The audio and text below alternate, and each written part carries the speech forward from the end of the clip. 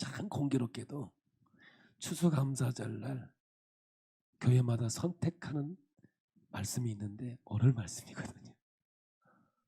감사했더니 구원받았더라. 그래서 오늘 말씀을 많이 선택해서 하는데 저희는 선택한 게 아닙니다.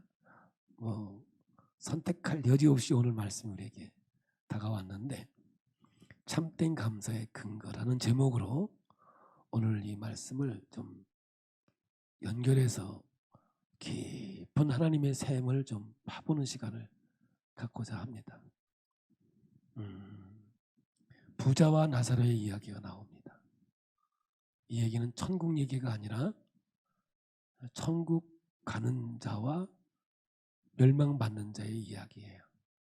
부자는 죽고 보니까 지옥에 갔어요. 네, 나사로는 죽고 보니까 천국으로 갔어요. 여기서 우리가 깊게 볼 수 있는 게 뭐냐? 소유냐? 관계냐? 이런 표현이거든요. 우린 이 땅 위에 청지기 삶이죠. 시간도 제 것이 아니고요. 생명도 제 것이 아니에요. 내가 가진 재물도 내가 소유하고 있는 것 같지만 결국 내 게 아니죠. 그것은 다 하나님 거였거든요. 그런 하나님은 우리에게 원하는 게 뭐냐? 너희는 내 백성이 되고 나는 너의 하나님 아버지가 되겠다는 이 관계를 이야기하고 있거든요. 그래서 그 아침에 9시에 주인이 포도원 농장의 주인이 일꾼을 불렀어요. 그리고 오후 5시에 일꾼을 불렀어요. 그런데 품값은 똑같이 1데나리온을 줬어요. 5시에 온 사람은 은혜지요. 아무것도 한 것도 없는데 1데나리온을 받았으니까요. 그런데 아침 9시에 온 사람도 기대가 저 사람은 1데나리온을 주니까 나는 좀 많이 줄 것이다 라고 기대를 했었는데 여러분 똑같이 1데나리온을 줬어요. 불평을 했어요. 어떻게 이럴 수가 있냐고. 그때 주인이 말합니다. 너하고 나하고 약속한 것이 그거 아니냐. 오늘 성경에서 하나님의 말씀이 뭐냐. 아침부터 저녁까지 너 나와 행복하지 않았느냐. 저 사람은 5시에 와서 잠깐 동안 나하고 만났지만 너는 하루 종일 나와 함께 하지 않았느냐. 너와 나와 관계 속에 얼마나 기쁨을 누리며 살았겠는가. 그거는 어디 가고 오로지 가지고 있는 소유에 관심을 갖고 너와 나와 관계는 뭐냐.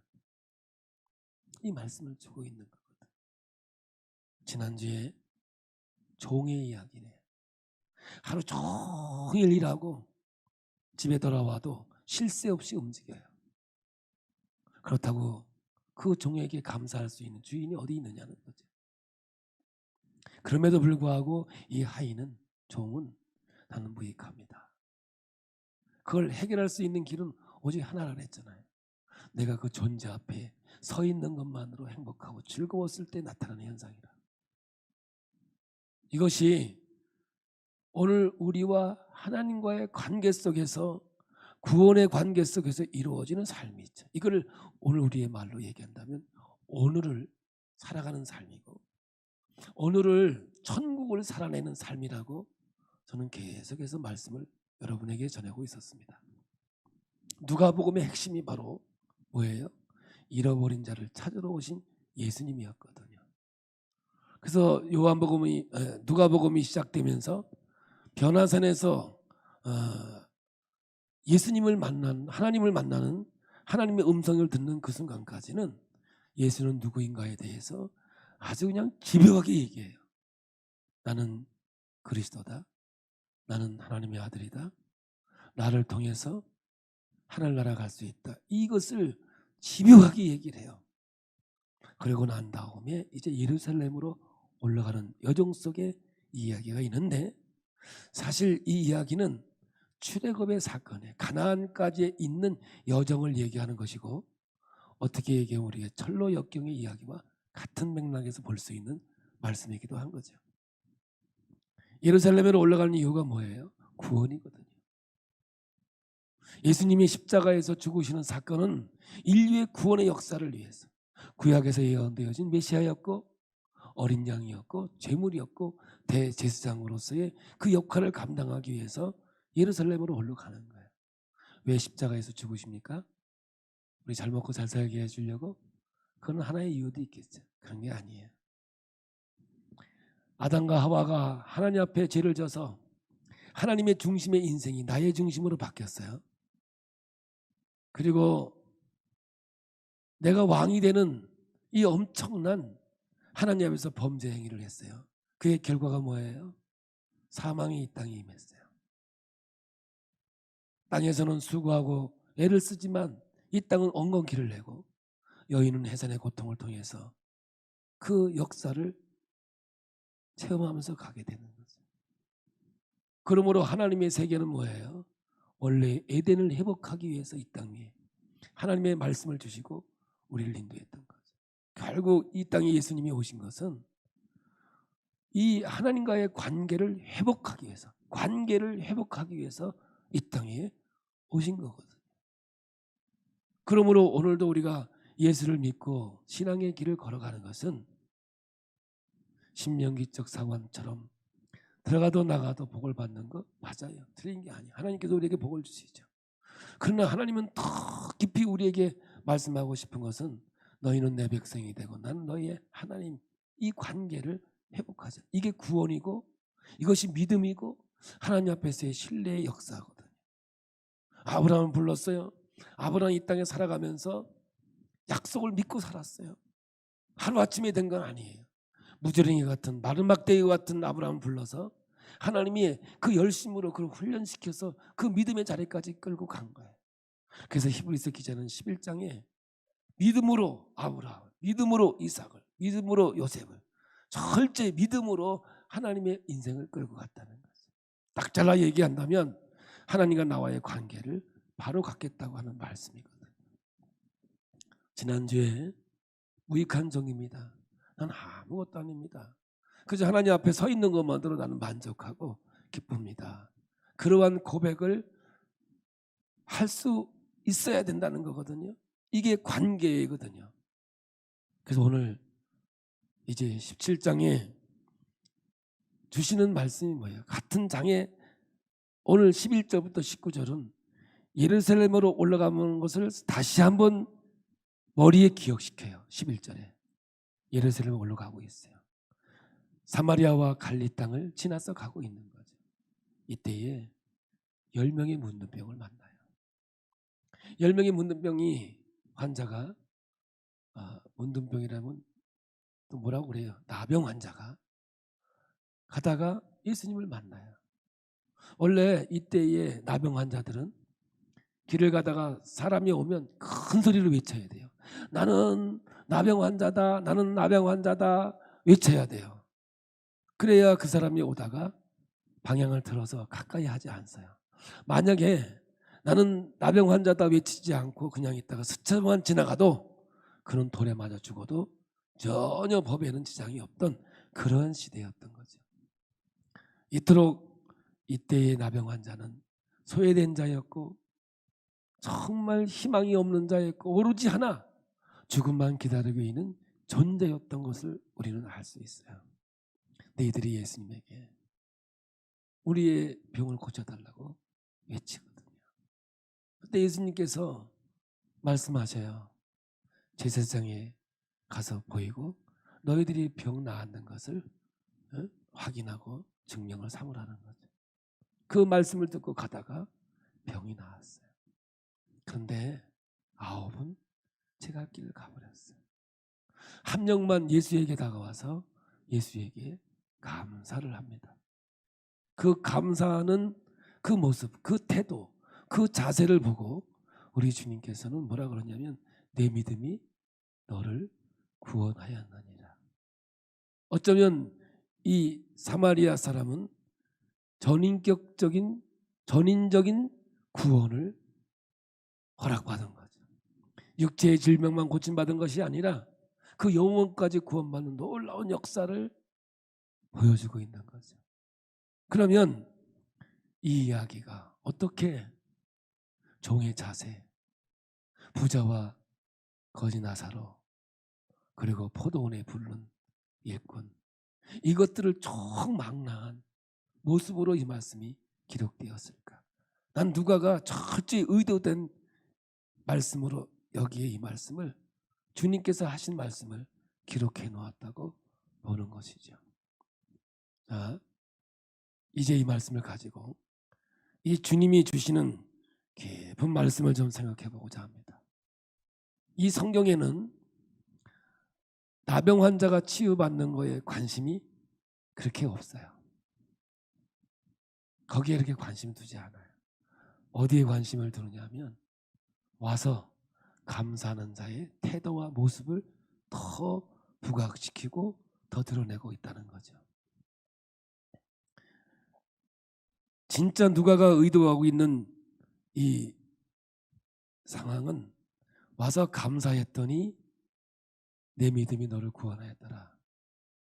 단순하게 그냥 겉핥기 시록으로 지나갈 수 있는 이야기는 아니에요.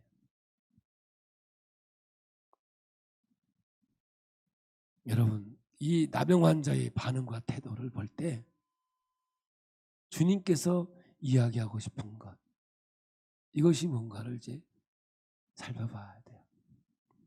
여러분, 이 사마리아는 북이스라엘의 수도였어요.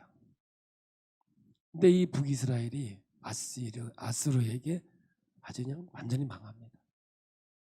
망하고 난 다음에 이 아수르가 이 사마리아의 정책을 폈는데 혼혈 정책을 펴요. 완전히 사람들을 섞어서 혼혈 정책을 피거든요. 그래서 이 사마리아는 유대인들로 하여금 저주의 땅이에요. 도저히 용납할 수 없는 땅이거든요. 심지어는 사마리아 사람을 개취급했어요. 사람들이 여기서 예루살렘으로 올라가고 있는 도중에, 여러분, 절대로 유대인들은 이 사마리아 땅을 지나가지 않습니다. 잠깐이면 지나갈 땅을 멀리 돌아서 2박 3일은 걸어서 돌아서 가는 그런 땅이에요. 근데 우리 예수님은 이 길을 지나가고 있거든요. 한번 생각해 보세요. 이 누가는 이 사마리아 땅을 굉장히 중요하게 등장을 시켜요. 선한 사마리아인, 사마리아인은 선하지 않아요. 유대인들이 볼 때 그들은 이방인이고 혈통으로는 열등감이 있는 존재들이고, 종교로는 이단이에요. 정치적으로는 반역자들이에요. 왜냐하면 유대인이 아닌 다른 나라에 협조했고 따랐기 때문에. 그러니까 전체적으로 유대인과는 아무 상관이 없을 정도로 그렇게 상황이 펼쳐지고 있는 거죠. 그런데 우리 예수님은 이 사마리아 땅을 지나가게 돼요. 여러분, 예수님은 지금 십자가를 지러 가고 있거든요. 인류의 구원의 역사를 이루기 위해서 지금 예루살렘으로 가고 있는 거거든요. 그런 배경을 가지고 있는 이 사마리아 땅에 여러분, 예수님이 지나가는데 보세요. 10명의 나병 환자였을 때는 공동체 생활을 했어요. 환자들은 공동체 생활을 했어요. 나병 환자가 됐을 때는 유대인, 사마리아인 따로 없었어요. 함께 공동체 생활을 했어요. 왜? 죽음만 기다리고 있었으니까. 그런데 고쳐지고 나니까 9명의 유대인은 자기 갈 길을 가버리고 말았어요. 오로지 한 명인 사마리아 사람만 예수님에게 와서 감사를 하고 있는 거예요. 여러분, 이 말씀은 어떻게 생각해요? 우리가 예수님이 세리와 죄인들과 함께 이 이야기를 전개시키고 나오고 있었거든요. 그러면 오늘 성경에 나타나는 세리와 죄인들, 사마리아인들, 이방인들은 예수님이라고 하는 절대자 앞에 자기를 더 낮출 수 없을 만큼 낮아져 있는 상태의 존재들이거든요. 이들은 하나님 앞에 뭔가 내세울 게 아무것도 없던 사람들이에요. 타고난 것도 없고 업적도 없고 내세울 것도 없는 그런 존재들이었어요. 자신들은 불가능한 존재라는 것을 알고 절대자 앞에서는 철저하게 낮아져 있던 사람들이거든요. 예수님을 절대적으로 신뢰할 수 있는 것을, 여러분, 이것을 우리는 구원이라고 해요. 구원이라는 말은 하나님을 절대적으로 신뢰하고 나는 하나님의 은혜로 하나님의 자녀가 되었다는 말이거든요. 이것을 우리는 신뢰하는 것을 또한 믿음이라고 하기도 해요. 그런데 여러분, 절대자를 절대자로 인정하려면 내가 부인이 되어야 가능한 거예요. 나는 무익한 종이라고 고백할 수 있는 자라야 가능한 거예요. 그저 그분의 존재 앞에 내가 서 있는 것만으로도 감사하고 내가 쓰임 받는 것만으로도 감사할 수 있는 자만이 오늘 성경에서 얘기하고 있는 부자와 나사로의 이야기와 연결시킬 수 있다는 거거든요. 여러분, 오늘 본문의 결론은 솔직히 감사가 아니에요. 구원의 이야기죠. 왜냐? 예루살렘으로 올라가고 있는 거거든요. 예수님이 십자가에서 죽으시면서 이 땅 위에 하나님의 소원은 구원시키는 거거든요. 하나님의 자녀의 관계를 만드는 거였거든요. 나병 환자 10명이 치유를 받았지만 9명의 다른 환자들은 다 나았는데도 이들은 유대인이었거든요. 환자였을 때는 같이 공동체를 생활했다니까요. 근데 고침받자마자 이 사람들은 떠나보았어요. 왜냐? 이들은 구원받을 만한 근거가 나에게 있다고 생각하는 사람들이었거든요. 율법이, 여러분, 율법을 지키는 근원이 나에게 있다고 생각하는 거예요. 그래서 복음의 원수된 거거든요. 율법주의는 그런 거예요. 은혜는 아니에요. 하나님의 전적인 사랑, 은혜는 하나님의 전적인 능력 안에서 내가 하나님의 자녀가 된 거거든요. 하나님의 사랑이 여기에 있는 거예요. 9명의 유대인 환자와 1명의 사마리아인을 대조시키고 있습니다. 그리고 이 사건을 길게 넓게 보자면 누가복음에 이어서 속편의 사도행전으로 넘어가요. 그래서 여러분, 사도행전 1장 8절에 오직 성령이 너희에게 임하면 너희가 권능을 받고 예루살렘과 온 유대와 사마리아 땅끝까지 이르러 내 증인이 되리라. 사마리아가 빠지면 누가는 복음이 아니에요. 왜? 사마리아가 어디라고요? 버려진 땅이라니까요. 아무도 자랑할 수 없는 그런 땅이었다니까요. 그래서 이들이 흩어지지 않으니까 사도행전 8장 1절에 1장 8절을 뒤집으면 8장 1절이 되죠. 사울은 그가 죽임당함을 마땅히 여기더라. 그날에 예루살렘에 있는 교회에 큰 박해가 있어 사도 외에는 다 유대와 사마리아 모든 땅으로 흩어지니라. 사마리아가 빠지면 복음의 역사가 없는 것 같이 이 누가는 말씀을 기록하고 있는 거죠. 여러분, 오늘 이 말씀에도 유대인들은 선민 사상을 가지고 또 등장을 하는 거예요. 내가 사랑받을 만하고 내가 뭐 능력받을 만하고 뭐 이런 걸 가지고 나오는 거예요. 그러니까 아침 9시에 왔던 일꾼이나 부자나 여러분 불의한 청지기 이야기나 다 같은 맥락에서 오늘 이 말씀을 하고 있는 거거든요. 그런데 오늘 여러분, 이 사마리아인은 예수님에게 와서 감사를 했어요. 그때 예수님께서 하시는 말은 아홉은 어디 갔느냐?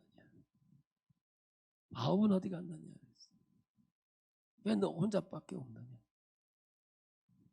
그러면서 그에게 하는 말은 내 믿음이 너를 구원하였다 라고 말씀하고 있는 거예요.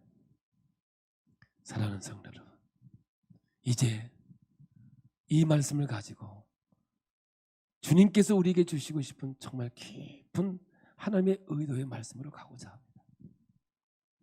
여러분, 감사는 환경과 상황 속에 있는 감사는 하나님이 원하는 감사가 아닙니다.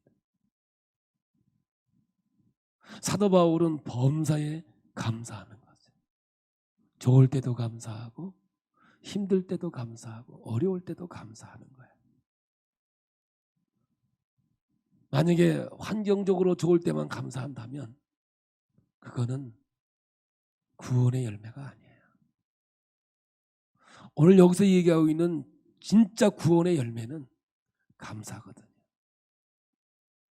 하나님 앞에서 나병 환자가 희망이 없고 소망이 없고 절망과 좌절밖에 없던 이 인생들이 병남을 받았어요. 여러분, 그런데 아홉은 떠나갔어요. 저는 목회를 하면서 치유 집회가 제 주 사역이 하나입니다.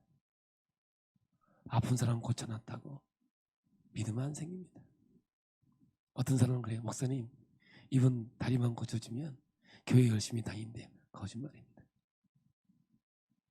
죽은 자를 살려놔도 예수 안 믿습니다. 전도의 한 방편이지 그에게 뭐가 들어가야 되느냐? 복음이 들어가서 구원이 뭔가를 확실히 깨달을 자만이 이 감사가 나올 수밖에 없는 거죠. 할렐루야. 이 말은 인격적인 만남이라는 거예요. 그래서 그 주인 앞에서 있는 것만으로도 존재만으로도 기뻐하고 감사할 수 있는 나는 무익한 종입니다. 이 고백을 할 수 있는 자가 오늘 이 구원의 감사가 있는 거죠. 근데 너무 안타까운 것은 우리가 받은 구원은 값싼 복음이 아니에요. 세상 말로 그냥 나이롱뽕이 나오나 해서 얻은 게 아니라고요. 예수님이 십자가에 죽으셔서 그 빚값으로 우리를 하나님의 자녀로 삼아 구속해 주신 하나님의 사랑이거든요.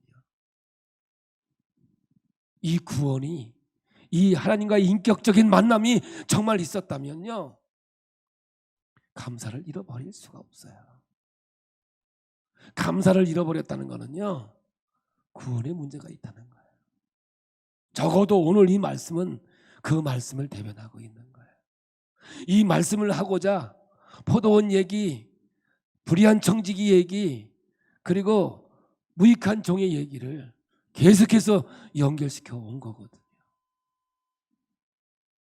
감사는요, 범사에 감사지.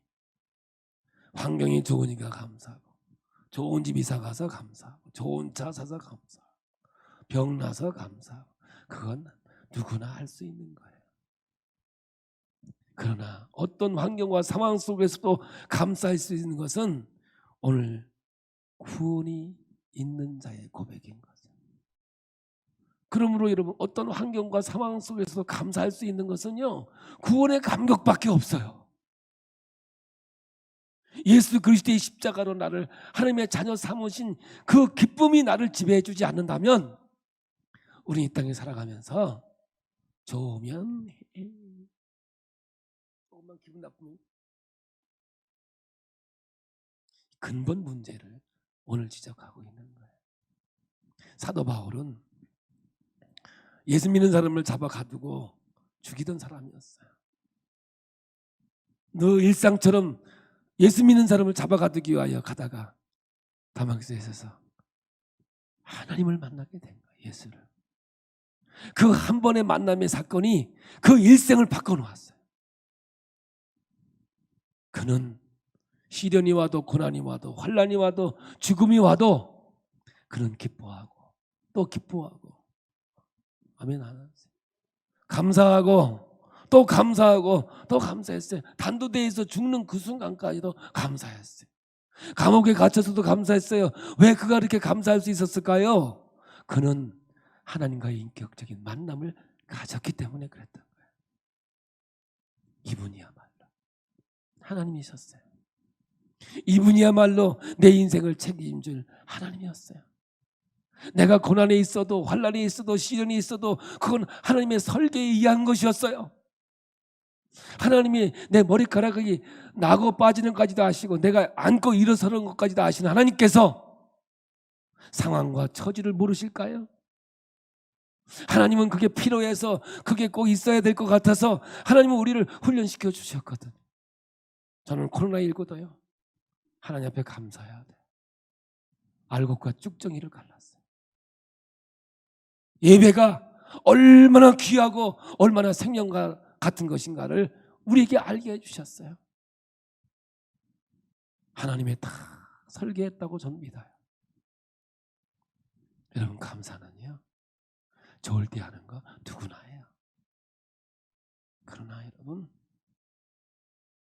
정말 절망의 자리에 더 희망과 소망이 없는 이 나병 환자 같은 그런 위치에 있는 사람일지라도 인격적인 예수를 만나고 나면 감사가 없을 수 없는 거예요. 그리고 내가 구원받아 하나님의 자녀가 되어져도 하나님, 나는 무익한 종입니다. 이 고백을 할 수 있어야 진정한 구원이라는 사실을 오늘 성경은 우리에게 말씀하고 있는 거예요. 근데 9명의 유대인은 선민사상을 환자 있을 때는 가지고 있었다니까요. 공동체 의식을. 고침받자마자 그는 하나님을 떠나버리고 간 거예요. 저는요 이걸 체험했어요. 아시죠? 저는 오랜 세월을 병원에서 정말 현대의학으로는 가능이 없는 그런 위치에서 살았어요. 뭐 제가 잘못해서 간 건 아니고 군대에서 맞아가지고 내 맷집 좋거든요. 웬만큼 맞아가지고는 아프지도 않아요. 뭐 때리려면 때려라고 그냥 이를 콱 물고 그냥. 그래서 더 맞았어요. 근데 한 번 맞으면 막 쓰러지고 그래야 되는데 때려라. 그래가지고 2대 맞을 거 5대 맞고 그랬어요. 이게 뭐 참 교만이죠. 뭐 나이도 먹어서 또 군대 가고 다 한참 동생들 아이고 진짜 1등 2등병 달고 갔더니 병장 달고 있는 사람이 있는데 나이가 21살이더라고. 지원군번이라. 난 24살에 가는데 날 보더니 귀엽게 생겼는데 그래 놨더니 군대는 짬밥이야. 나이가 필요 없어. 이게 맞아가지고 병원에서 얼마나 한스러웠지. 저런 인간 저런 인간. 그것도 그냥이 아니라 장로님 아들이 때렸어 나를. 이래. 교회 갔다 왔다고. 말도 안 되는 얘기를 맞은 거예요. 그런데 여러분, 나중에 제가 하나님을 인격적으로 만나요. 하나님이 저를 고쳐주셨어요. 새 생명을 주셨어요. 그때 제 마음속에 그분이 너무 감사했어요. 그래서 제가 진짜 생각할 수 없는 거 하나, 감사패를 하나 해드렸다니까요. 감사패, 병장 재산금, 귀하는 너와 너를 때려 입원시키는. 하나님 앞에 기도하던 중 하나님을 만난 공이 있어 이 패에 새겨드립니다. 4,000원씩이나 주고 샀어요. 저는요 이때 일을 기억해요. 저는 가는 곳마다 이 간증을 해요. 간증하는 이유는 딱 하나예요. 만우야, 너 그때 일을 잊지 마라. 너는 일생을 어떤 환경과 상황 속에서 감사하며 살아야 될 존재임을, 저는 이 말씀 속에서 그 영성을 보게 돼요. 여러분, 하나님은 지금도 살아계셔서 우리와 함께 하십니다. 사도 바울은요 어떤 환경 속에서도 하나님 앞에 찬양과 영광을 올려드렸다니까요. 아니, 사도 바울이 뭐 다른 게 있나요? 오히려 그는 하나님을 섬기는 사람들을 잡아 죽이던 그런 사람이었어요. 그런데 소외되고 인간 취급받지 못했던 이 사마리아인 이 한 사람, 거기에다 문둥병으로 더 이상 희망이 없는 그 사람이 그 예수로 인하여 치유받고 보니 하나님의 세계를 볼 수 있었던 거죠. 그는 감사했어요. 근데 그것이 구원의 열매였다는 거죠.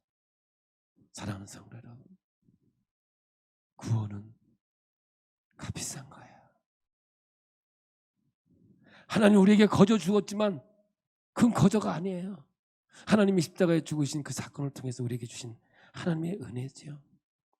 환경과 상황을 넘어서 우리의 감사가 예수님의 인격인 만남과 사귐, 그로 인한 긍정적인 감사라야 그 감사가 영원히 흔들리지 않는 감사가 되는 거예요. 오늘 한번 여러분 명심하셔야 돼요. 감사가 흔들리면 구원이 아니에요. 죄송합니다.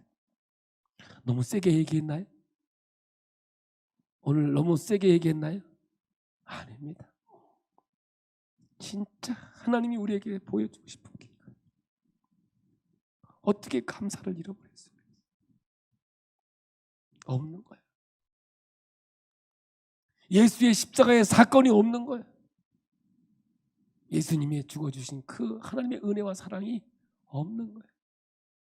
그 하나님과 나와의 관계가 있다면 여러분 환경 때문에 상황 때문에 감사를 잃어버린다? 그건 있을 수가 없어요. 여러분 바울은요 하나님의 그 사랑과 끊을 수 없다라고 했죠. 우리 한번 읽어볼까요? 로마서 8장 35절에서 39절입니다. 누가 우리를 그리스도의 사랑에서 끊으리요? 환난이나 공고나 박해나 기근이나 적신이나 위험이나 칼이리요. 기록된 바 우리가 종일주를 위하여 죽임을 당하게 되며 도살당할 양같이 여김을 받았나이다 함과 같으니라. 그러나 이 모든 일에 우리를 사랑하신 이로 말미암아 우리가 넉넉히 이기느니라. 내가 확신하노니 사망이나 생명이나 천사들이나 권세자들이나 현재일이나 장래일이나 능력이나 높음이나 깊음이나 다른 어떤 피조물이라도 우리를 우리 주 그리스도 예수 안에 있는 하나님의 사랑에서 끊을 수 없으리라. 이런 감사는 오직 믿음으로만 가능한 거예요. 오늘 본문을 통해서 주시는 말씀으로 우리의 참된 신앙적 감사는 환경이나 조건이나 상황이 좋아져서 하는 것이 아님을 확인하고 우리가 감사가 무엇에서의 표현이며 무엇에서의 열매인가를 우리 마음에 새겨야 되는데 진정한 구원, 나사로의 천국, 지혜로운 청지기, 하나님의 이 이야기들이 그냥 한 묶음이 되어서 막 날라오는 거예요. 그래서 이 말씀을 줬구나. 그래서 이 말씀을 여기에 기록했구나. 이 말씀이 여러분 그냥 지나가는 이야기가 아니라 하나님이 주신 생명의 말씀이라는 사실을 생각하면서 오늘 추수감사절이라서 감사하는 것이 아니라 이 감사의 표현과 고백은 나의 구원의 열매요 하나님의 보너스요 하나님의 능력인 줄로 믿습니다. 오늘 이 감사 예배를 하나님께 드릴 수 있어서 너무너무 감사하고 이 감사가 우리 모두에게 하나님의 보너스요 축복임을 알아서 여러분 범사에 감사하는 우리 모두가 되길 예수의 이름으로